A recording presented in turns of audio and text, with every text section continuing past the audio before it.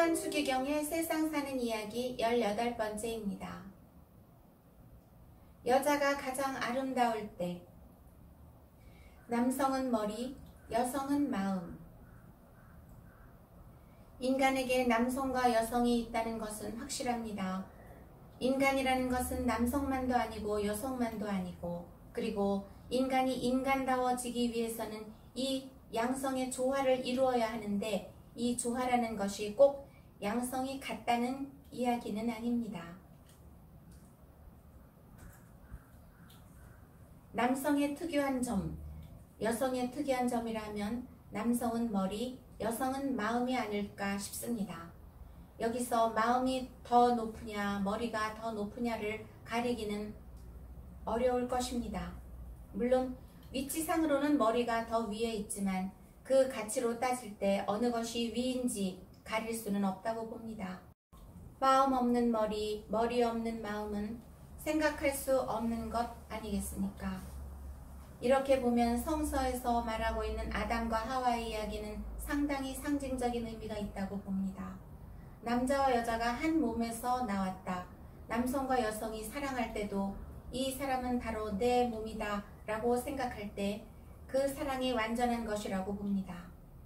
여성들은 그 나온 장소에 너무 신경을 쓰는 것 같은데 사실 옆구리라는 것은 옆에 있다는 말이고 그것은 동반자라는 뜻입니다. 인생의 동반자, 늘 함께 있어야 하는 사람이라고 해석할 때 여기에는 굉장히 아름다운 상징이 깃들어 있다고 생각합니다. 여성다움은 우리 인간에게 무척 중요한 것입니다. 나는 여성의 사회 진출을 환영합니다. 그것이 사회 발전에 기여한다고 생각하기 때문입니다. 그렇지만 사회 진출로 인해 여성다움을 잃는다면 중대한 손실입니다.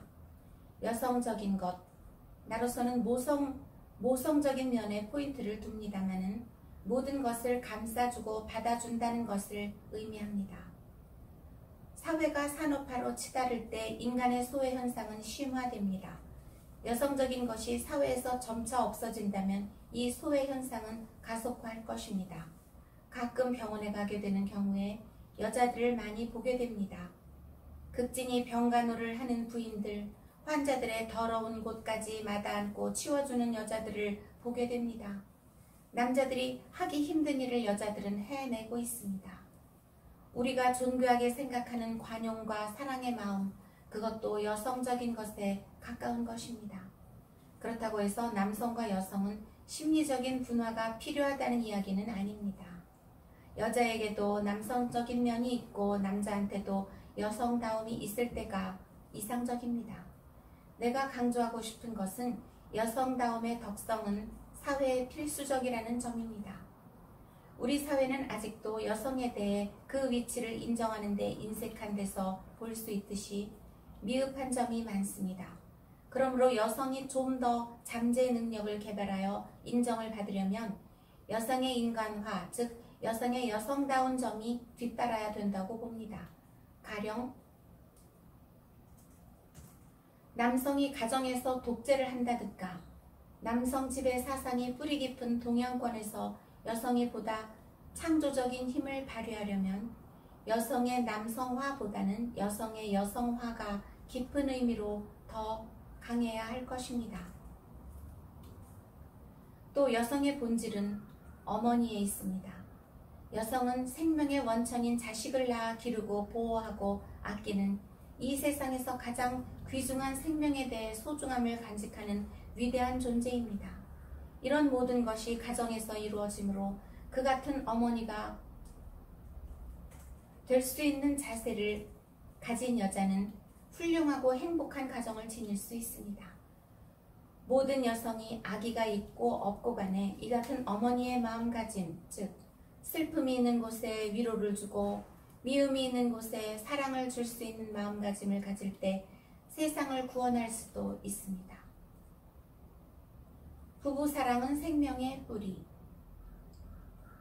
가족은 우리 사회를 이루는 기초 공동체이고 인간 생명의 원천이라 할 수 있으며 사랑과 모든 것의 기본입니다. 부모 자식 간, 부부 간의 사랑은 인간이 사는 뿌리입니다. 그러므로 사랑이 없는 가족이나 가정을 잃은 가족은 뿌리가 없어지는 것입니다. 이것은 기독교의 근본 원리라고도 말할 수 있습니다. 하느님의 구원의 뜻은 개인에 있지 않고 인류의 행복과 사랑에 있는데, 우리가 믿는 하느님은 혼자 있는 외로운 하느님이 아니고 공동체적 개념으로 예수 하느님, 성령의 삼위일체이며, 그런 하느님의 사랑과 생명의 일체 속에서 모든 생명이 하나가 되는 것, 그것을 우리는 바로 사랑이라 하고, 그것을 반영하는 기본 단위가 가족입니다. 남자와 여자가 몇 해 살다가 헤어지자고 결혼하는 사람은 없을 것입니다. 죽는 날까지 살자는 것이 하나의 이상이고 약속입니다. 하지만 그렇게 하는 것이 단순하지만은 않습니다. 어려운 일입니다. 나는 그 어려움을 이해는 하지만 죽기까지 살아야 한다는 원리 또한 포기할 수는 없다고 봅니다. 이혼한 부부가 이혼을 하지 않은 부부보다 더 많으면 희생되는 것은 자녀밖에 없습니다.